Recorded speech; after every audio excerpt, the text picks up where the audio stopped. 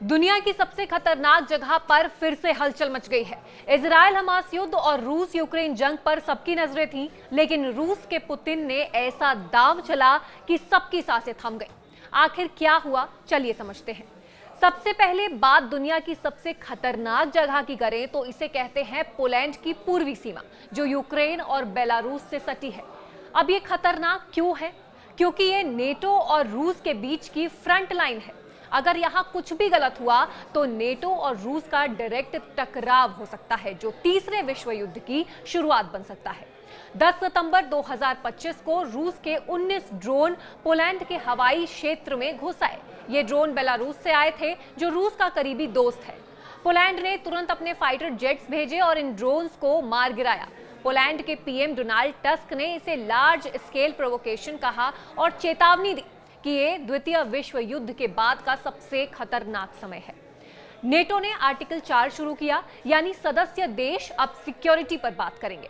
संयुक्त राष्ट्र ने भी इमरजेंसी मीटिंग बुलाई। रूस का कहना है कि ये ड्रोन उनका नहीं था और इनका रेंज सिर्फ 700 किलोमीटर है, जो पोलैंड तक नहीं पहुंच सकता। रूस के विदेश मंत्रालय ने इसे पश्चिमी देशों की साजिश बताई ताकि यूक्रेन को और हथियार मिले, लेकिन पोलैंड और नेटो इसे रूस की जानबूझकर की गई हरकत मानते हैं। इस बीच डोनाल्ड ट्रंप ने कहा कि यह शायद एक मिस्टेक हो सकती है, लेकिन यूरोप के नेता इसे जानबूझकर की गई साजिश मान रहे हैं। ट्रंप की कोशिश थी कि रूस यूक्रेन युद्ध खत्म हो, लेकिन पुतिन ने पीस टॉक्स पर पॉज लगा दिया है। ट्रंप ने चेतावनी दी कि अगर रूस ने बात नहीं मानी तो सैंक्शंस और टैरिफ्स लगेंगे। दूसरी तरफ इजराइल हमास युद्ध भी गर्म है। इजराइल ने कतर में हमास के ठिकानों पर हमला किया, जिसकी यूएन ने निंदा की।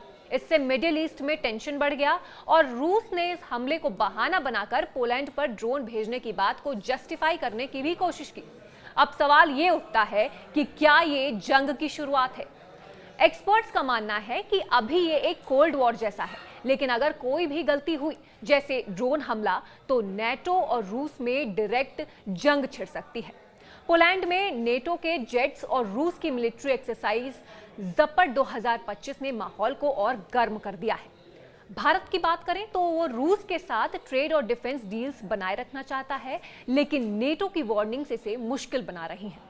तो अब आगे क्या होगा? अगर पीस टॉक्स नहीं हुए तो सिचुएशन और बिगड़ सकती है। दुनिया की नजरें इस फ्रंट लाइन पर हैं। आपको क्या लगता है? अपनी राय कमेंट में जरूर बताएं।